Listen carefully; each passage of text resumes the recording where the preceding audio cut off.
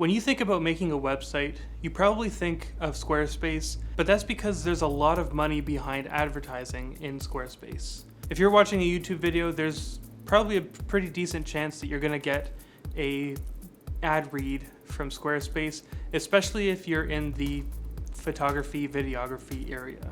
Now, while it may work for some people, there's definitely a lot of people that find it not practical or just straight up too expensive. Now, some other people, when they think of a website, might think of WordPress, and that's because of the massive market share that WordPress has in the whole website building area.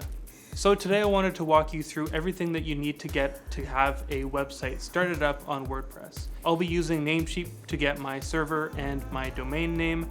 I highly recommend them because they probably have some of the best prices on the market right now.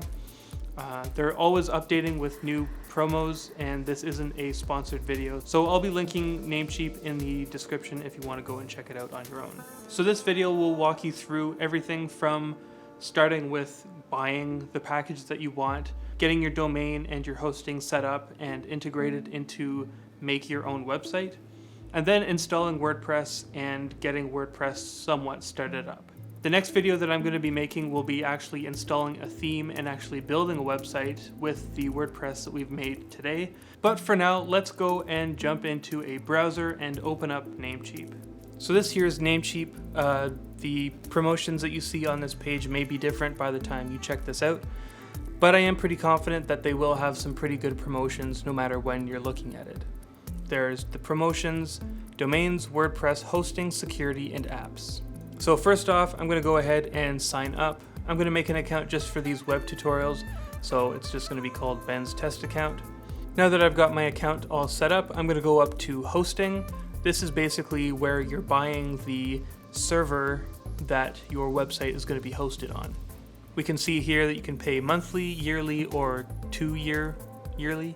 The cheapest package here comes with one free domain as well. So here, if we click on this, we can go and search for a new domain name. We can also import an existing domain name, but I'm going to skip that for now. So here, if I go and search Ben's Photography, it'll show all these free domains that are available for me. I think I'm going to go with bensphotography.site here, so I'm going to click connect to hosting. You can see that while the domain name itself was free, there is a little bit of an extra fee put on by the Internet Corporation for assigned names and numbers. So 22 cents is not really a whole lot considering that the rest of the domain name is free.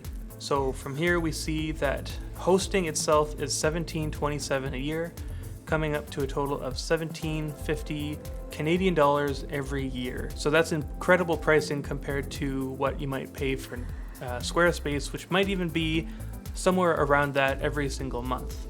So now I'm happy with all of this. You might be able to find a promo code that you can apply, but I'm going to go and place my order, throw in all of my account information. Once that's done, it's going to go ahead and start processing my order. And now I am all done. So now if we go up to the little gray bar here that says what's next, we can click on follow these simple steps to get your shared hosting account up and running. So I'll click on that so we can go through this together. So it says building your website. First step is to connect your domain name to your hosting package. So to do that, I'm going to go to my dashboard. I'm going to click on manage beside my name. Then I'm going to go down to the products. And then the top bar here, we see Stellar Hosting. This is our hosting package. And then we see this little drop down button beside manage. So I'm going to click that. And it says go to cPanel, so I'm going to go to cPanel, which is basically the back end of my site. So once we get to the cPanel here, we can see that there is a little website builder. This is an option if you really wanted it, but it's definitely not anything compared to WordPress. So for WordPress, we're going to go and scroll down to almost the bottom line here. We can see Softaculous Apps Installer. And then under scripts, it says WordPress. So we're going to go and click on that. Then we get to this page here, and there's a big blue button that says Install Now. We go through all of these. So next, I'm going to name my site. So I'm just going to put Ben's Photography, for example.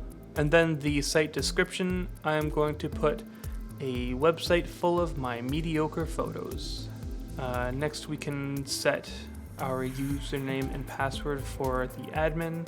I'm going to change this password to "you'll never know what this is." Next, there's a bunch of other settings here. I'm just going to leave all of those as default. And then we have the option to select a different theme to install into our site. If you click on it, you can preview and check it out. And then at the bottom right, it says select theme. I'm just going to go ahead and click install because in the next video, I'm going to be going over a different theme, which I really like. So now, once we click next, we will see that it's checking the submitted data. It's going to go through the whole installation process. If we click on return to overview, now we see this little link here that says recently installed. And then under admin, there's a little icon of a guy. If we click it right away, it's going to say that we're having trouble connecting to that site. Don't be afraid, this may just take a little bit to actually get everything sorted in the back end. Maybe wait like 5 minutes or so and it should be up and running once it's all ready. After a bit of waiting, if we come back to it, now we will be able to get into our WordPress dashboard. There might be a bit of updates to go through, so we can just filter through by update available and update it if we want. And this is basically what the WordPress website backend looks like. So we have posts, media, pages, comments, appearance, plugins, users, tools, settings. So next up here, we can go to appearance and then themes. We can choose the theme that we want to select. The theme in the next video that I'll be going through is called X theme, so I'll just show it off for you right now. It's called the X theme and you buy it from themeforest.net. Really quite a great theme to make a website on. Makes it super easy to use.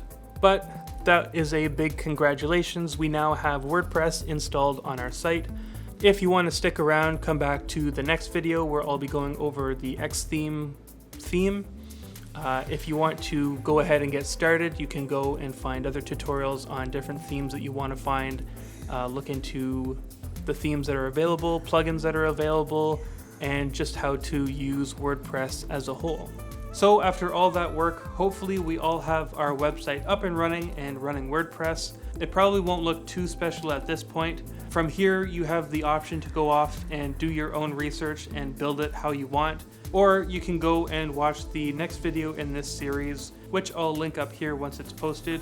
And that will be going through how to upload and use my favorite theme, which is called X theme. So I'll be making a website, mostly a portfolio for my photography using that theme. So make sure you're subscribed to see that one.